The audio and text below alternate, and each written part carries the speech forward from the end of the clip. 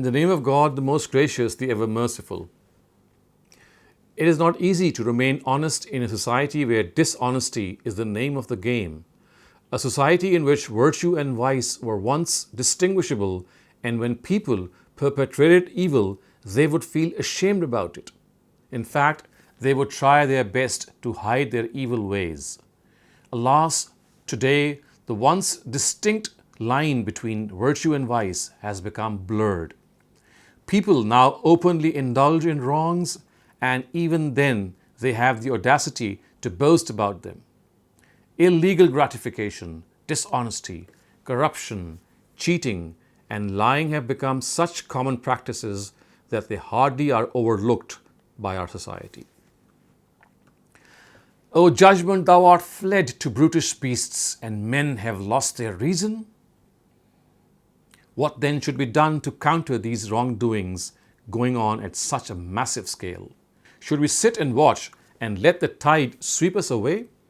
What about our future generations? Should we allow them to fall prey to these monstrous evils? Should we not even put up some resistance? Surely we cannot be so spineless as to let the flood of falsehood continue unabated and unchecked. Who knows that if we stand against it in the form of a human chain, we may be able to turn the tide with a collective effort.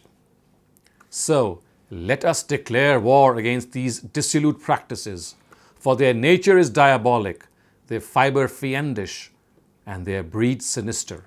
Let us launch an offensive against Satan and his agents.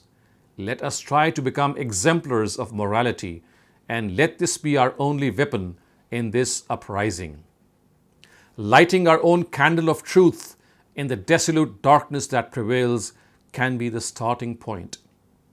Protecting its flame from adverse currents should then become our mission. Let us make a solemn commitment that we shall be honest even if others are dishonest to us, and that we will always follow the voice of our conscience. Let us then come forward and light up the path of honesty and justice, truth and righteousness, for whatever it takes. Yes, for whatever it takes.